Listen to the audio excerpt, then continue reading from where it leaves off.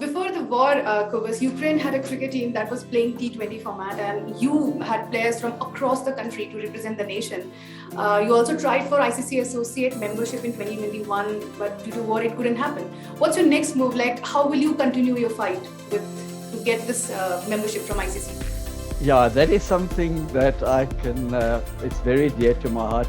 I've spent the past 3 years in Ukraine absolutely tirelessly. It became an obsession with me to get this membership because there is no future for Ukrainian cricket. We're basically playing cricket in the park if we're not a member of the ICC. So I've worked incredibly hard. I worked very closely with the board.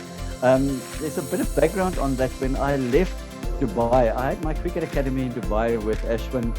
Genex Academy has also got one, a Genex Academy in Chennai. I used to go there quite often to see him and visit him there. He came to my academy in Dubai, or our academy, quite a few times.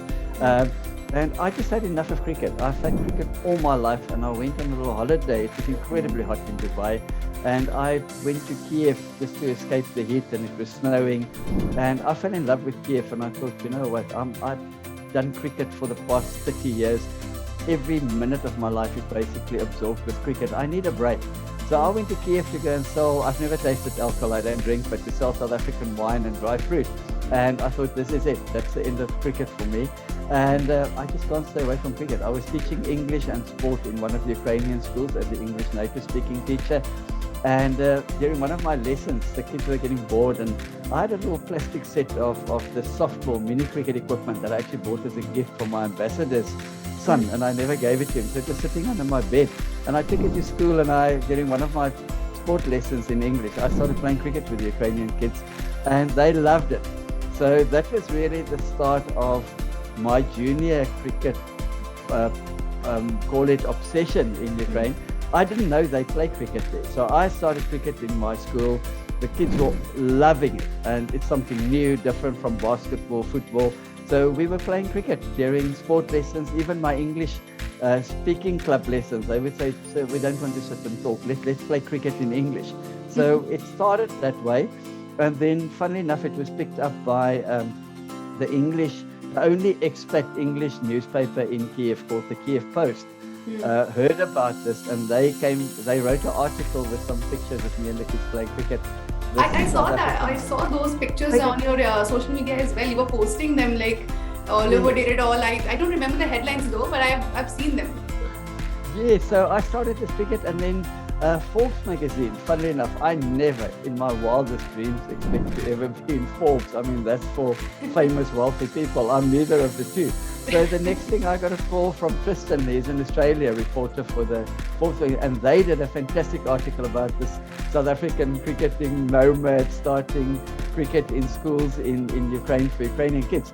And about 2 days after that, I got a call from Mr. Deep Singh, who's the president of Ukrainian cricket, and he said, Kobus, I see they call you the father of cricket in Ukraine in these articles. We've been playing cricket here for 20 years. So he's asked to meet me. He said, I'm the president of Ukrainian Cricket Federation. So I met him and the vice president in a coffee shop. And then they asked me to be on the board. They had a board meeting, elected me as the CEO on the board. And that was about 2 years ago. And for the past 2 years then, I was working together with the board, and they told me they've got the senior cricket is all organized. They play leagues, they play mostly in Kharkiv. In Indian players, 95% of the league players are Asian players, either Indian, 90% Indian, about 5% Pakistani, and a few Bangladeshis there. And they said this is incredibly well organized. They've got 15,000 Indian students there, all studying medicine, and that is actually Hardeep Singh's business. It's called Bob Trade, and he facilitates for Indian students to come and study medicine in Ukraine. So he started this cricket league for them in 2001 already, and they play cricket. And every weekend they've got tournaments, leagues, they've toured. So he said, you just focus on junior cricket and start this junior program. So I started, in the end, I had a cricket program in 10 schools where cricket actually became an official part of the physical education curriculum. So it was an official one of the activities during PE sport lessons. And then I started after school also in the extracurricular program at 3 in the afternoon. They could come to cricket or football or basketball, and most of them started coming to cricket. So it just grew and it exploded really. And then we understood that we actually now meet all the criteria for the ICC to become a member. So in beginning of 2021, we applied for ICC membership. We started the process to apply. We worked with the European ICC office, regional office in London. We submitted all the necessary proof, and they call it evidence spreadsheets of our cricket programs. And then in December 2021, our official application was approved by the regional office in Europe. They then forwarded to the membership committee of the ICC, and on the 26th of July, they had their big meeting in Birmingham. And unfortunately, they said because of the war, and mostly because of the war, they supporting our application, but they basically postponed it or whatever until after the war. But I haven't given up.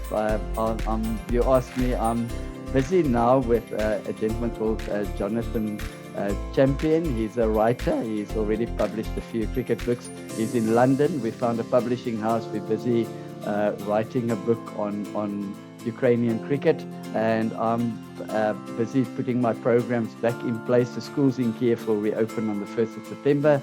So all our cricket programs in the school will continue.